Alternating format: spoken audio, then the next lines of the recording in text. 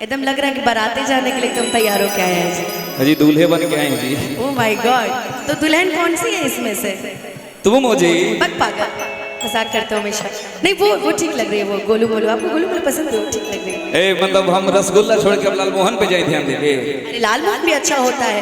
रसगुल्ला, लाल Mohan favourite मिठाई। ना ना हमरे खातिर तू ही हमारा रसगुल्ला बाड़ू। पहले एक बार गीत गौले रही तो बड़ा बवाल हो गया। नहीं तो ऐसा कुछ मत बोलना ना कि ये सब बवाले कराने के लिए खड़े हैं। वही चीज तो हम जब भी कुछ बोलते हैं तो बवाल हो ही जाता है कि अरे खुला चाहे सभे लड़ावल नजरिया कि सभे छुवल चाहे हमरो गोर गाल रे, गोर गाल रे, अरे गोर गाल रे,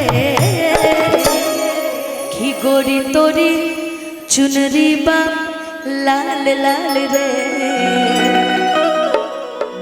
कि गोरी तोरी चुनरी बा लाल लाल रे, और रोड पर चलेलू कमाल चल रे। कौन सा है वो गाना आजकल बड़ी ट्रेंड कर रहा है मन्नू? वो आपके साथ हम आज गाएंगे। हमेशा गाते हैं ट्रेंडिंग सॉन्ग आपके साथ, इस बार भी गाएंगे। कौन सा एक गाना है जी? ना ना ना ना ना ना ना ना ना ना ना ना कमर और खुलल केस गछिन कमर राजधानी, कमर हॉकी और खुलल केस गछिन कमर राजधानी, चढ़ल बात जवान तोहरो जवानी।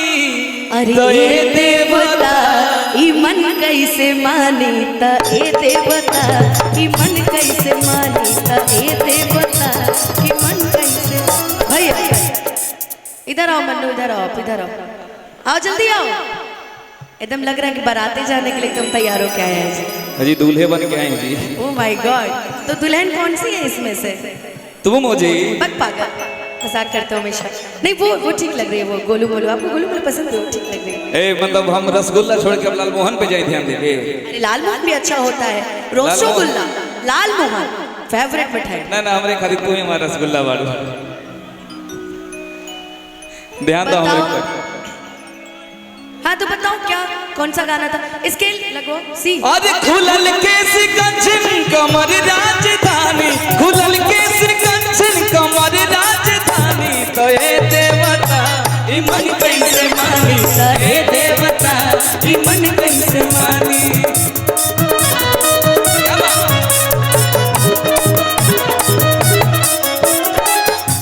खुलल केस गछिन कमर राजधानी, खुलल केस गछिन कमर। हम पहले एक बार गीत गौले रही तो बड़ा बवाल हो गया।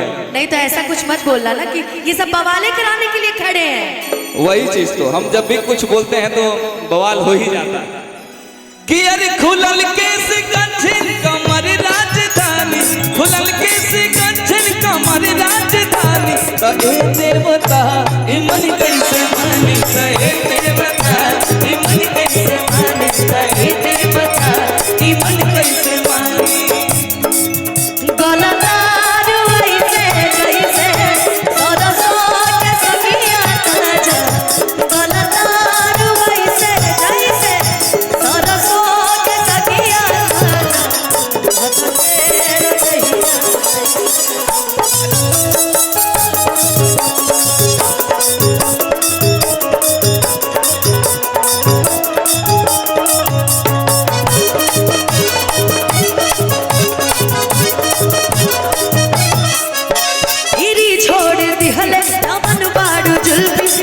जात बारे कई लोग कुल्फी।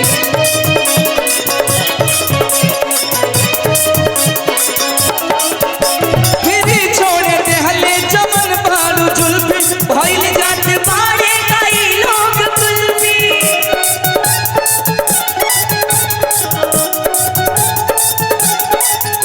हवा के झकोरा से जब झलके कुर्ती, तो देखा है लइकन के बुढ़वन के।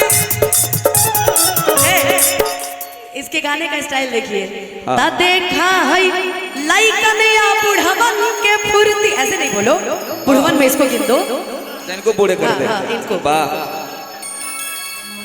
अरे बनावट बदन के लिखत बा कहानी की कमर हो की खटिया के लच लच जवानी। अरे ए देवता की मन कैसे मानी, ए देवता की मन कैसे मानी, अरे ए देवता की मन कैसे मानी। घूंघट में मुखड़ा छुपा के चले छोरी हंसी छोरी।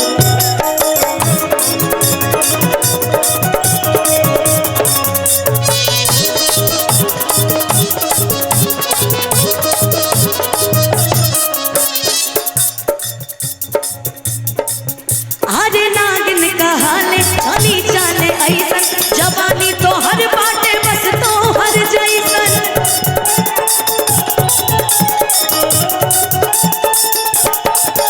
अरे झटका से मत बैठा गाड़ी के ऊपर झटक जात बा हमरे दिलवा के बम्पर।